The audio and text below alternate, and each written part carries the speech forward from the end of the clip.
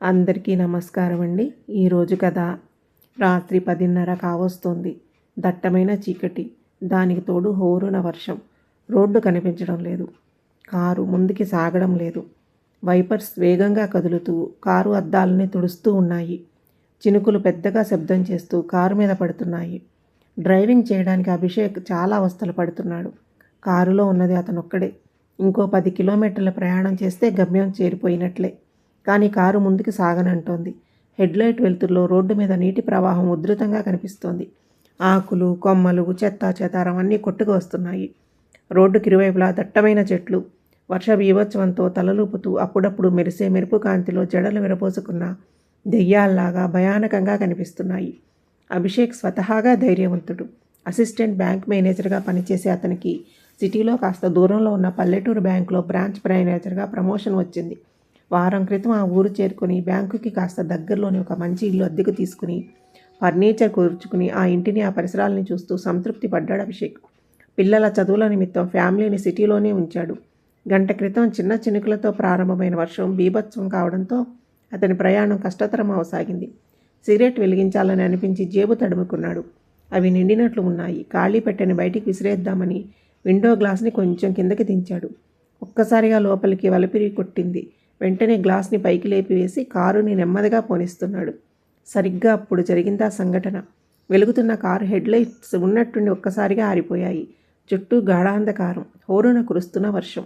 Engine మాత్రం ఆన్లోనే ఉంది. లోపల ఫీజు పోయిందో లేదా వర్షం నీరుకి వైర్లు షార్ట్ అయ్యాయో తెలియదు. బోనెట్ ఎత్తి చూస్తే బాగుండు అని అనుకున్నాడు అతను. కానీ డోర్ తీసి కాలు కింద పెట్టడానికి అవకాశమే లేదు. వర్షం ఉధృతంగా ఉంది. గాలులు బలంగా వీస్తున్నాయి. ఏం చేయడానికి పాలుపోక చీకట్లో చూస్తూ కూర్చున్నాడు అతను. సరిగ్గా ఆ సమయానే ఒక్కసారిగా మెరుపు మెరిసింది. ఆ మెరుపు కాంతిలో తన విండో గ్లాస్ పక్కన తనకి అత్యంత చెరువులో నిల్చుని ఉన్న ఒక ఆకారాన్ని స్పష్టంగా చూశాడు అభిషేక్.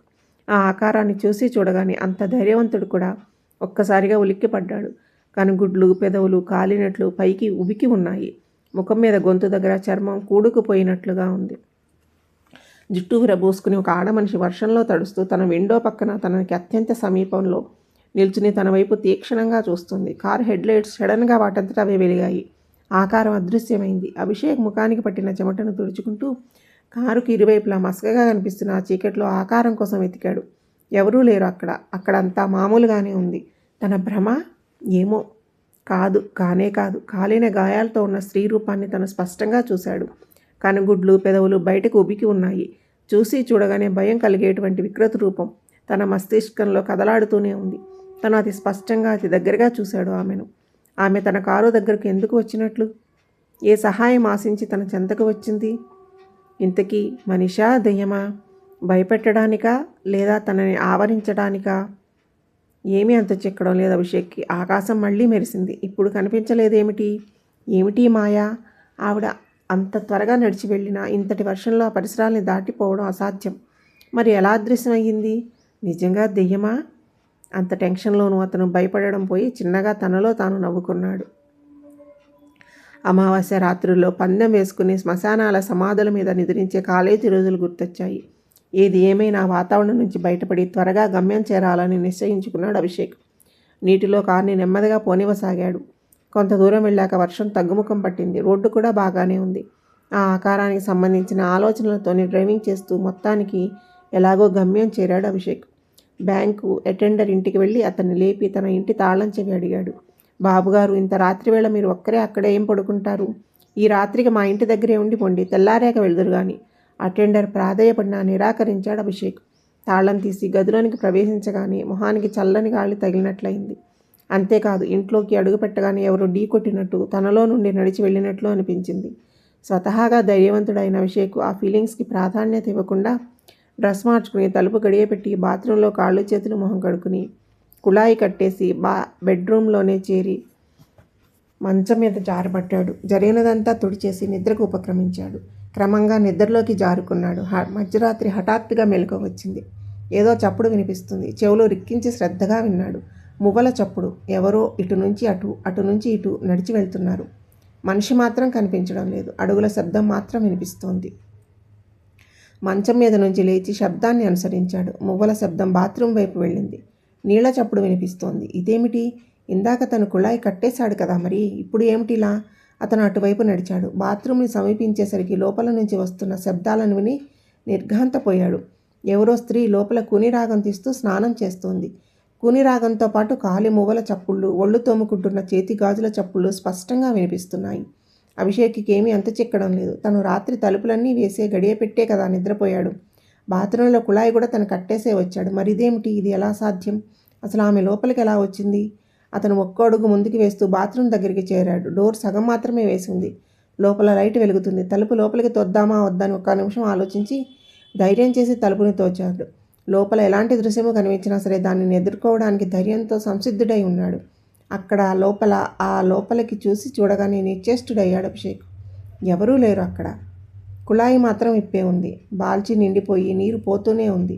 వెళ్ళి కుళాయి కట్టేసి వచ్చి బెడ్రూమ్లోనికి చేరాడు. ఒక్కొక్కసారి మన ఊహలే మనల్ని భయానికి గురి చేస్తూ ఉంటాయి, భయభ్రాంతుల్ని చేస్తుంటాయి. వర్షంలో డ్రైవింగు, మెరుపు కాంతిలో ఆమె రూపం, చీకటిలో ఒంటరిగా తను ఉండడం, ఇలాంటివన్నీ తన మీద ప్రభావాన్ని చూపించి ఉంటాయి. అంతే, అంతకన్నా ఇంకేమీ లేదు. ఏమీ కాదు అనుకున్నాడు. కొద్దిసేపటికే నిద్రలోకి జారుకున్నాడు అభిషేక్. తెల్లారి లేచి కాలకృత్యాలు తీర్చుకుని అటెండర్ తెచ్చిన టిఫిన్ ఆరగించి బ్యాంకుకి బయలుదేరాడు. దారిలో ఓ పాన్ షాప్ దగ్గర సిగరెట్ ప్యాకెట్ కొనుక్కుందామని కారు ఆపాడు. కొత్తగా వచ్చిన బ్యాంక్ మేనేజర్ గారు మీరేనా సార్ అడిగాడు షాపువాడు. అవును, ఏం? మీరు ఉంటున్న ఇల్లు ఖాళీ చేసేస్తేనే మంచిది సార్ చెప్పాడు అతను. ఏం, ఎందుకని? అభిషేక్ చిరాకుగా అడిగాడు. ఎందుకంటే ఆ ఇంట్లో ఏదో చెప్పడానికి సంశయిస్తున్నాడు వాడు. పోయి రండి సార్, వీడన్నీ ఇలాంటి నసకబుర్లే చెప్తాడు. ఇంకొకరు ఎవరో షాపు వాడిని మందలించడంతో వాడు బిక్కమొహం వేసి మౌనం వహించాడు. దాంతో ఆ విషయానికి పట్టించుకోకుండా బ్యాంకుకి బయలుదేరాడు అభిషేక్. బ్యాంకులో అటెండరు, సార్ రాత్రి బాగా నిద్ర పట్టిందా, ఏ ప్రాబ్లం లేదు కదా అని పదే పదే అడుగుతుంటే చిరాకు కలిగింది అభిషేక్కి. సాయంత్రం బ్యాంకింగ్ అవర్ ముగిసిన తర్వాత అటెండర్ని తోడు తీసుకెళ్ళి టీవీ కొని తెచ్చుకున్నాడు. దానిని హాల్లో ఏర్పాటు చేసి కేబుల్ కనెక్షన్ కూడా పెట్టించాడు. ఒంటరిగా ఉండడం వల్ల కాలక్షేపానికి ఆ పాటి అవసరం అని భావించాడు అతను. హోటల్ నుంచి అటెండర్ తెచ్చిన పార్సిల్ మిల్స్ తిన్నాక టీవీ చూస్తూ రాత్రి 10 గంటల దాకా గడిపి బెడ్రూమ్లోనికి చేరాడు. కళ్ళు అలసి ఉండడం వల్ల వెంటనే నిద్ర పట్టేసింది. అర్ధరాత్రి సడన్గా తెలివి వచ్చింది. ఏవో శబ్దాలు వినిపిస్తూ ఉన్నాయి. అభిషేక్ కళ్ళు నలుపుకొని లేచి కూర్చున్నాడు. రాత్రి అనుభవం గుర్తుకొచ్చింది. అందుకే ఈసారి శ్రద్ధగా మనసు పెట్టి ఆలకించాడు. హాల్లో ఎవరు ఆడామె నవ్వుతున్నట్లుగా వినిపించసాగింది. ఎవరో తనని ఆట పట్టిస్తున్నారు. ఈరోజు ఆమెను ఎలాగైనా పట్టుకోవాలి, ఈ మిస్టరీని ఎలాగైనా ఛేదించాలి అనుకుంటూ అతను బెడ్ మీద నుంచి లేచి అడుగుల చప్పుడు కాకుండా మెల్లిగా గుమ్మం వైపు నడిచాడు. అక్కడ హాల్లో టీవీ ఆన్ చేసి ఉంది. టీవీలో వస్తున్న ప్రోగ్రామ్ని ఎవరో సోఫాలో కూర్చుని వీక్షిస్తున్నారు. వెనక నుండి ఆ స్త్రీ రూపం తాలూకు పొడవాటి జుట్టు మాత్రమే కనిపిస్తోంది. అలికిడికి ఆమె సర్రున వెనక్కి తిరిగి చూసింది. ఆ రూపాన్ని చూడగానే గుండె గుబేల్ మంది అభిషేక్కి.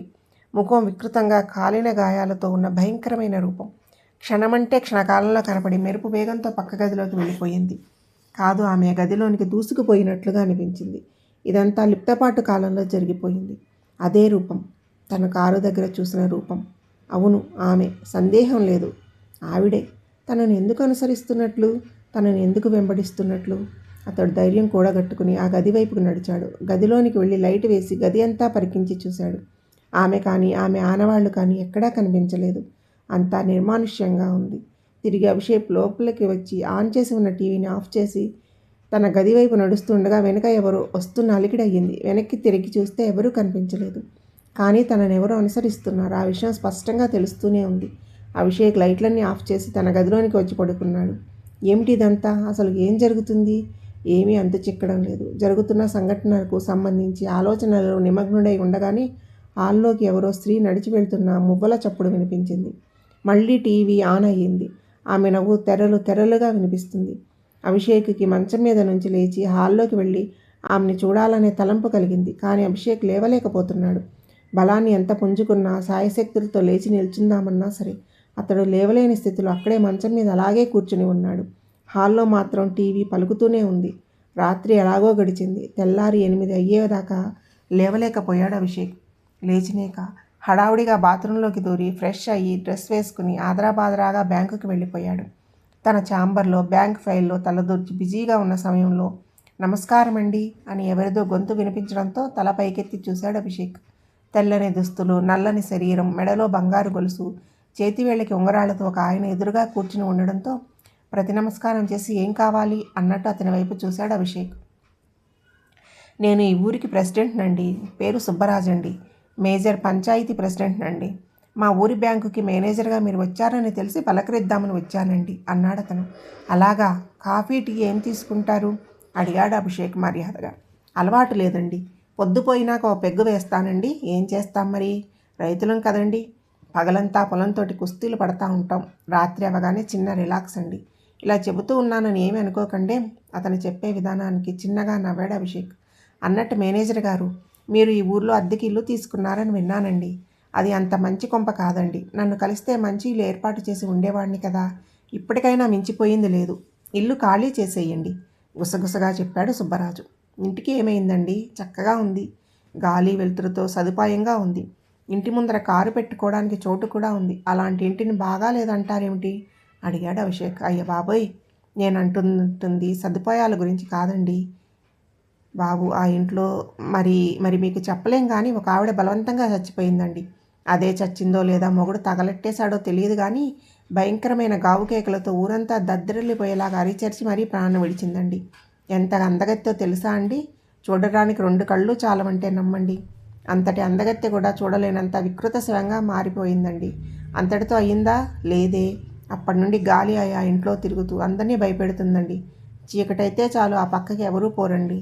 ఎందుకొచ్చిన తంట కానీ మీరు చక్కగా దొరలాగా ఉన్నారు, భార్యా పిల్లలతో ఉన్నారు. నేను మంచి ఇల్లు చూసి పెడతాను, అందులోనికి మారిపోండి చెప్పాడు సుబ్బరాజు. అభిషేక్ అతను చెప్పేదంతా శ్రద్ధగా విన్నాడు. అంటే కారు దగ్గర ఇంటి లోపల కనిపించిన ఆకారం ఆవిడే అన్నమాట. అటెండరు, బడ్డీ కొట్టువాడు ఈ విషయం గురించే కాబోలు తనతో మాట్లాడబోయారు. ఆమె చచ్చి దెయ్యమే ఊరి అందరికీ కనిపిస్తుంది అన్నమాట. అభిషేక్లో ఆలోచన పరంపర కొనసాగుతుంది. అయ్యా, నేను ప్రెసిడెంట్గా చెప్పాల్సింది చెప్పాను, ఆనక మీ ఇష్టం. నాకు పనుంది, వస్తాను మరి. నా నుంచి ఏమైనా సహాయం కావాల్సి వస్తే నన్ను అడగండి, మొహమాట పడకుండా అన్నట్టు ఈ ఆదివారం మా ఇంటికి భోజనానికి వచ్చేయండి, మంచి నాటుకోడి ఉంది నిష్క్రమించాడు సుబ్బరాజు.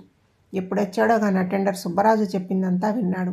అతను వెళ్ళగానే, నిజమే సార్, ఆ ఇల్లు వద్దు సార్, ఈ సంగతి మీకు ఎలా చెప్పాలా అని సతమతమైపోతున్నాను సార్, ఆ ఇల్లు ఖాళీ చేసేద్దాం చెప్పాడు. చూడండి, మీరంతా నాకు పిరికి మందు నూరిపోయకండి, ఇలాంటివి నేను నమ్మను. ఇక ఈ విషయం వదిలేసి ముందర బ్యాంకు పనులు చూడండి. అభిషేక్ కాస్త కటుగానే చెప్పగానే అటెండర్ చిన్నబుచ్చుకుంటూ వెళ్ళిపోయాడు. ఆ సాయంత్రం బ్యాంక్ క్లోజ్ చేసే సమయానికి వర్షం ప్రారంభమైంది. కారులో ఇల్లు చేరిన అభిషేక్ తాళం తీసి లోపలికి అడుగుపెట్టాడు. ప్రెసిడెంట్ చెప్పింది పదే పదే గుర్తుకు వస్తుంది. తనతో పాటు ఇంట్లో మరొకరు ఉన్నారు అన్నమాట. బాత్రూంలో స్నానం చేసి వచ్చి టీవీ ముందు కూర్చున్నాడు అభిషేక్. బయట వర్షం ఎక్కువైంది, గాలులు వీస్తున్నాయి, క్రమంగా చీకటి పడింది. వార్తలు చూసిన సమయంలో హఠాత్తుగా కరెంటు పోయింది. అతడు సోఫాలో కూర్చుని ఉన్నాడు. లోపల గదిలో మువ్వల శబ్దాలు వినిపిస్తున్నాయి. చీకటి అంటే ఆవిడికి సందడి కాబోలు అనుకున్నాడు అభిషేక్. అతడు స్వతహాగా ధైర్యవంతుడు, దానికి తోడు మొండితనం. ఆ చీకటిలోనే ఇల్లంతా కలయి ఎక్కడా ఎవరూ కనిపించలేదు. కానీ ఎవరో తనని అనుసరిస్తున్నారు. ఇంట్లో ఉన్నంతసేపు తనని వెంబడిస్తున్నారు, తనని గమనిస్తున్నారు. సోఫా దగ్గర చేరి చతికిలబడ్డాడు. అతనికి ఒక ఆలోచన వచ్చింది. వెంటనే అమలు చేశాడు. ఇదిగో, మీరెవరో నాకు తెలియదు. నేను ఈ ఇల్లు అవసరార్థం తీసుకున్నాను. అలా అని నేను వచ్చానని మీరు ఇబ్బంది పడనక్కర్లేదు. మీకు అభ్యంతరం లేకపోతే మీరు కూడా ఇందులో ఎప్పట్లానే ఉండవచ్చు, ఎవరికో చెప్పినట్లుగా కాస్త బిగ్గరగా చెప్పాడు అభిషేక్. అట్నుంచి సమాధానం లేదు. ఎటువంటి చప్పుళ్ళు కూడా లేవు. నా నుంచి మీకు ఎటువంటి ఇబ్బంది ఉండదు, అలాగే మీ నుంచి కూడా నాకు ఎటువంటి ఇబ్బంది ఉండకూడదు. ఈ ఒప్పందం మీకు అంగీకారం అయితే ఈ ఇంట్లో మీరు నిర్భయంతరంగా ఉండొచ్చు. చీకట్లో మౌనం రాజ్యమేలుతున్న సమయాన మళ్ళీ అతనే కొనసాగించాడు. మీరు ఈ ఇంట్లో ఉన్నారని నేను నమ్ముతున్నాను. నేను చెప్పింది మీకు ఇష్టమైతే ఏదో విధంగా ఆ విషయం నాకు తెలియజేయండి. ఒకవేళ ఇష్టం లేకపోతే ఆ విషయాన్ని కూడా తెలియజేయండి. అప్పుడు మీరో నేనో ఇక్కడి నుంచి వెళ్ళిపోవాల్సి ఉంటుంది. అతని మాటలు పూర్తి కాకముందే కిటికీ రెక్క శబ్దం చేస్తూ కొట్టుకుంది. వర్షం గాలికో మరి దేనికో అభిషేక్ అలాగే సోఫాలో కూర్చుని ఉన్నాడు. వర్షం కురుస్తూనే ఉంది. కరెంట్ లేకపోవడం వల్ల ఊరంతా చీకట్లో మునిగి ఉంది. 10 నిమిషాలు గడిచాక ఆ గదిలో ఎవరో కదిలినట్లు చీర రెపరెపలు, కాలిమూవల సవడి వినిపించింది. అనంతరం అద్భుతం జరిగింది. క్యాండిల్ వెలిగింది. గదినంతా వెలుగు వ్యాపించింది. అభిషేక్ అటువైపే చూస్తున్నాడు. సంభ్రమాశ్చర్యాలతో కాదు, విభ్రాంతిగా, విస్మయంగా, విప్పారిన నేత్రాలతో. ఆ ఇంట్లో ఇంకొకరు ఉన్నారన్న దృఢి అయిపోయింది. కానీ శరీరంతో ఉన్న మనిషి అశరీరంతో ఉన్న వ్యక్తితో ఒకే ఇంట సహజీవనం ఎలా సాధ్యం? అభిషేక్కి ఆమె వల్ల కానీ ఆమెకి అభిషేక్ వల్ల కానీ ఎటువంటి అంతరాయం కలగలేదు. ఆమె కూడా తన ఉనికిని అన్ని గదుల్లో కనపరిచినా అతని బెడ్రూమ్ దగ్గరికి మాత్రం వచ్చేది కాదు. ఈ విధంగా 2-3 వారాలు గడిచిపోయాయి. ఆ రోజు పున్నమి. వెన్నెల ఊరంతా పరుచుకొని ఉంది. వాతావరణం ఆహ్లాదకరంగా ఉంది. అభిషేక్ ప్రతిరోజు లాగానే బ్యాంకు నుండి ఇంటికి చేరి కార్యక్రమాలు ముగించుకుని బెడ్రూమ్లోనికి చేరాడు. అలసటగా ఉండడం వల్ల కాసేపటికే నిద్రలోకి జారిపోయాడు. మధ్యరాత్రి మెలకువ వచ్చినట్లు అయ్యింది.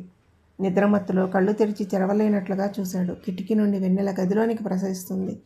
గుమ్మం కట్టిన అవతల వైపు ఆమె పచార్లు చేస్తున్న అలకడి, కాలి మువ్వలు, చేతిగాజుల సబడి వినిపిస్తుంది. కట్టెన మీద ఆమె నీడ అస్పష్టంగా కనిపిస్తుంది. మల్లెల సువాసనలు గదిని ఆక్రమించుకుంటున్నాయి. అభిషేక్ కట్టెన అవతల సంచరిస్తున్న ఆమెను చేతులు చాచి రారమ్మని నిద్రలోనే ఆహ్వానిస్తున్నాడు. ఆమె రావడం లేదు. మగతగా నిద్రలోనికి జారిపోయాడు. నడిరాత్రి అటు నుంచి ఇటువైపు ఒత్తిగిలుతూ ఉంటే మల్లెల వాసనలు పక్కనే గుబాళించినాయి. మత్తుగా మగతగా కళ్ళు విప్పి చూస్తే అందమైన స్త్రీ తన పక్కన పడుకుని ఉంది. ఆమె సౌందర్యం వర్ణింపనలవి కానిది. అతడు అప్రయత్నంగా ఆమె మీద చెయ్యి వేశాడు. ఆ శరీరం తగిలినట్లుగా అనిపించింది. ఆమె కూడా ఇటు తిరిగింది. అభిషేక్ దగ్గరగా తీసుకున్నాడు. చేతిలోంచి ఆమె జారిపోతున్నట్లుగా అనిపించింది. నీటిని తాకినట్లు, గాలిని తడిమినట్లు అనుభూతి కలుగుతోంది అభిషేక్కి. ఎత్తైన చనుకట్టు, బంగారు ఛాయ దేహంతో అద్భుతమైన అందాల రాసి ఆమె. ఆ అందాన్ని చూడడానికి 2 కళ్ళు చాలవు. ఆమెలో అతడు లీనమయ్యాడో, అతడిలో ఆమె లీనమయ్యిందో తెలియని స్థితి. అభిషేక్కి ఆ స్థితి ఆనందంగా ఉంది, ఉద్వేగంగా ఉంది, ఉద్విగ్ధంగా ఉంది. మల్లెలు గుబాళిస్తున్నాయి, సౌరభాలు వెదజల్లుతున్నాయి. సౌందర్యం కౌగిలిలో బందీ అయ్యింది. అతడిలో కోరిక క్రమంగా రాజుకోసాగింది. ఆమె అతన్ని, అతడు ఆమెని పాన్పుగా చేసుకుని పవళిస్తున్నారు. కౌగిలి క్రమంగా బిగుసుకుంటోంది. కోరిక పురివిప్పుతుంది. ఆమె వాంఛతో రగిలిపోతుంది. అతని బాహువుల్లో మెలికలు తిరిగిపోతుంది. హఠాత్తుగా మల్లెల వాసనలు ఆగిపోయాయి. వాటి స్థానంలో ఏదో కమురు వాసన. నాసికా పుటలు భరించలేనంతగా వస్తున్న ఆ కమురు వాసనకి ఆశ్చర్యపోతూ అప్పటిదాకా తన్మయావస్థలో ఉన్న అతని కళ్ళు విప్పి చూశాడు. అంతే. అభిషేక్ నిలువెల్లా భయంతో కంపించిపోయాడు. అందమైన ముఖవచ్చస్సుకు బదులుగా కాలిపోయి భయానకంగా కనిపిస్తున్న వికృతమైన ముఖం తన ముఖాన్ని ముద్దాడుతోంది. కాలిన గాయాలు, కారుతున్న చీము నెత్తురుతో ఉన్న పెదవులు తన పెదవులను చుంబిస్తున్నాయి. కమిలిన శరీరపు చర్మంతో పొరలు పొరలుగా వేలాడుతున్న చర్మతిత్తుల చేతులు తనని పెనవేసుకుంటున్నాయి. కనుగుడ్లు పైకి ఉబికి వికృతంగా కనిపిస్తున్నాయి. అత్యంత జిగుప్సాకరమైన ఆ రూపం తనని ఆక్రమించేసుకుంటుంది. అభిషేక్ ఎంత పెనుగులాడాలనుకుంటున్నా ఆసక్తుడవుతూనే ఉన్నాడు. అంత ధైర్యవంతుడికి కూడా వెన్నులో నుంచి భయం పుట్టుకొచ్చింది. శక్తినంతా కూడా తీసుకునే భయంతో గావుకేక పెట్టాడు. కానీ ఆ కేక గొంతు దాటి బయటికి రాలేదు. తెల్లారి అటెండర్ వచ్చి చూసేసరికి ఎప్పుడో అర్ధరాత్రి వాంతి చేసుకుని ఆ వాంతిలోని అపస్మారక స్థితిలో పడి ఉన్నాడు అతను. అభిషేక్ని ఆ స్థితిలో చూసిన అతనికి ధైర్యం చాలలేదు. భయంతో కేకలు పెడుతూ బయటికి పరుగులు తీశాడు. రోజురోజుకి అభిషేక్ కృషించిపోతున్నాడు. తిరుగాడలేని స్థితికి చేరి మంచానికి పరిమితం అయిపోయాడు. శరీరంలో రోగం ఏమిటో అంత చిక్కడం లేదు. డాక్టర్స్ దగ్గరికి వెళ్ళినా సరే అంతా సవ్యంగానే ఉన్నదని, ప్రాబ్లమ్స్ ఏమీ లేవని చెబుతున్నారు. కానీ అతని పరిస్థితి చూస్తుంటే దినం గడిచే కొద్దీ దిగజారిపోతూనే ఉంది. ఎలాగైనా సరే అతన్ని బ్రతికించుకోవాలని, ఆమె బారి నుండి అతన్ని రక్షించుకోవాలని అటెండర్ ఆరాటపడుతూనే ఉన్నాడు. పక్క ఊరిలో ఒక ప్రముఖ భూతవైద్యుడు ఉన్నాడని తెలిసి ఆయన వద్దకు ఉదయాన్నే తీసుకువెళ్ళాడు అటెండర్ ఆయన్ని. నుదిటిన విభూది, మధ్యలో కుంకుమ బొట్టు, తెల్లని ముఖవచ్చస్సు, గంభీరమైన ముఖం, సూటిగా చూసే కళ్ళు. చూసి చూడగానే గౌరవభావం కలిగేలాగా ఉన్నాడు ఆయన. ఒకసారి చూస్తే చాలు మళ్ళీ మళ్ళీ చూడాలనిపించే తేజస్సు ఆయన మొహంలో గోచరిస్తుంది. నమస్కారం అయ్యా, మీరు ఎలాగైనా మా మేనేజర్ గారిని బ్రతికించాలి. అప్పుడెప్పుడో ఒకసారి తమరు బ్యాంకుకి వచ్చినప్పుడు ఆయన మొహం చూసి ప్రేతకళ కనిపిస్తుంది, చిక్కుల్లో పడుతున్నాడు అని అప్పుడు మీరు ముందుగానే హెచ్చరించారట. అది ఇప్పుడు నిజమైంది. మీరు ఎలాగైనా రావాలి అయ్యగారు. మా మేనేజర్ గారికి ప్రాణభిక్ష పెట్టండి బతిమలాడాడు అటెండర్. అతని కళ్ళు చింతనిప్పులయ్యాయి. ఆ ఊరి వాళ్ళు ఎవరూ నా గడప తొక్కడానికి వీల్లేదు. చివరికి వైద్యం కోసమైనా సరే నా దగ్గరికి రానక్కర్లేదు. నేను ఎటువంటి వైద్య సహాయం చేయను. దయచేసి మీరు వెళ్ళిపోండి. ఇంకెప్పుడు నా దగ్గరికి రాకండి మండిపడ్డాడు భూతవైద్యుడు. అయ్యగారు, తమరు నా మనవి ఆలకించాలి. నేను ఆ ఊళ్ళో ఉన్న మాట నిజమే, కానీ అది నా సొంత ఊరు కాదు కదా. ఉద్యోగ ధర్మం కాబట్టి ఉన్నాను. అయినా ఆ ఊరితో మీకున్న వైరం ఏమిటో నాకు తెలియడం లేదు. నా అభ్యర్థన కాదనకండి. మా మేనేజర్ గారిని బతికించండి. తెలిసే అడుగుతున్నారా, తెలియక అడుగుతున్నారా? ఆ ఊరితో నాకు ఉన్న వైరం నా కూతురి మరణం. అతడి మొహం అంతటినీ విషాదం అలుముకుంది. మళ్ళీ అతడే కొనసాగించాడు. ఎంత అందమైన పిల్లో నా బంగారు తల్లి. వెన్నెల లాంటి అమ్మాయి. వెన్నెలన్నా మల్లెలన్నా ఇష్టం. పున్నమి వచ్చిందంటే చాలు పరవశించిపోయేది. వెన్నెలలో ఆడుకునేది. 100 ఏళ్ల పిల్లాపాపలతో పచ్చగా ఉంటుందని మీ ఊరి వాడికిచ్చి పెళ్లి చేశాను. వెధవ, అనుమానపు రోగి. వాడు ఆ నరరూప రాక్షసుడు నా కూతుర్ని అగ్నికి ఆహుతి చేశాడు. వాడు పరారైపోవడం వల్ల ప్రాణంతో మిగిలాడు. లేదా నా చేతులతోనే వాడిని చంపేసి ఉండేవాడిని. అతడు ఆవేశంతో ఊగిపోతున్నాడు. అటెండర్ నిశ్చేష్టుడయ్యాడు. ఆ ఇంట్లో చనిపోయిన ఆమె ఇతని కూతురు అన్నమాట. ఇలాంటి స్థితిలో ఇతడేమి సహాయం చేయగలడు? తను అనవసరంగా వచ్చాడు ఇక్కడికి. వెళ్ళండి. మీరే కాదు, మీ ఊరి వాడెవడు నా దగ్గరికి రావడానికి వీల్లేదు. ఇక మీరు వెళ్ళవచ్చు, కటువుగా చెప్పాడు భూతవైద్యుడు. అయ్యా, మీరు వెళ్ళమని అంతగా చెబుతున్నప్పుడు ఇక్కడ ఎలా ఉండగలను? కన్నా మమకారం కన్నా మానవత్వం గొప్పది కదా. మీకు కూతురు ఒక్కతే కాదు, చుట్టుపక్కల గ్రామాల ప్రజలు అందరూ మీ పిల్లల్లాంటి వాళ్ళే. అందరికీ వైద్యం చేస్తూ రక్షిస్తున్నారు కదా. మానవతా దృష్టితోనైనా ఈ కార్యక్రమానికి సిద్ధపడండి. కాదు కూడదు అంటే నిరాశతో వెనుదిరుగుతాను. తమని నొప్పించి ఉంటే క్షమించండి. భారంగా అడుగులు వేసుకుంటూ వెనుదిరిగాడు అటెండరు. వెళ్ళిపోతున్న అతన్నే చూస్తూ ఉన్నాడు భూతవైద్యుడు. చివరిగా అతని మాటలు చెవుల్లో ప్రతిధ్వనించాయి. అతనిలో మానవత్వం క్రమంగా మేల్కోసాగింది. అతన్ని వెనక్కి రమ్మనమనండి, చెప్పాడు అతను పక్కనున్న ఎవరితోనో. అతడు ఆ గదిలో పిండితో వేసిన ముగ్గు మధ్యలో ఆసీనుడై ఉన్నాడు. నిమ్మకాయలు, పసుపు, కుంకుమ లాంటి పూజా సామాన్లు ఉన్నాయి అక్కడ. 2.5 గంటల పాటు అతడు ఆవాహన క్రియ పూజా కార్యక్రమాన్ని నిర్వహిస్తూనే ఉన్నాడు. ఆత్మను ఆవాహన చేసి బంధించి భూస్థాపితం చేయడం, మంత్రాలు చదువుతున్నాడు. మధ్యలో శూన్యంలోకి చూస్తూ మాట్లాడుతూ ఉన్నాడు. గదమాయిస్తున్నాడు, బతిమలాడుతున్నాడు. ఆవాహన క్రియ సజావుగా జరగడానికి శతవిధాలా ప్రయత్నిస్తున్నాడు. ఆత్మ చెప్పినట్లుగా వినదు. మంత్రాలతో కట్టడి చేస్తూ హింస పెట్టాలి. అప్పుడు కానీ దారికి రాదు. ఏమైనా తేడా జరిగిందో భూతవైద్యుణ్ణి ఆరగించేస్తాయి. ఆమె ఆత్మను బంధించడం అతనికి చాలా కష్టతరమైంది. అభిషేక్ని ఆవరించి ఉన్న ఆమె ఆత్మను బయటకు తీసుకువచ్చి అదుపులోనికి తీసుకుని బంధించి భూస్థాపితం చేయడం ఆయనకి శక్తికి మించిన పని అయ్యింది. అది కాస్త పూర్తి అయ్యి ఆత్మ ఆవాహనం పూర్తయ్యేసరికి ఒక్కసారిగా జీవసత్వాలు ఉడిగిపోయిన వాడిలాగా నీరసించిపోయాడు అతడు. బాబు, ఇంతటితో ఈ కార్యక్రమం ముగిసింది. ఆత్మని ఈ సీసాలో బంధనం చేశాను.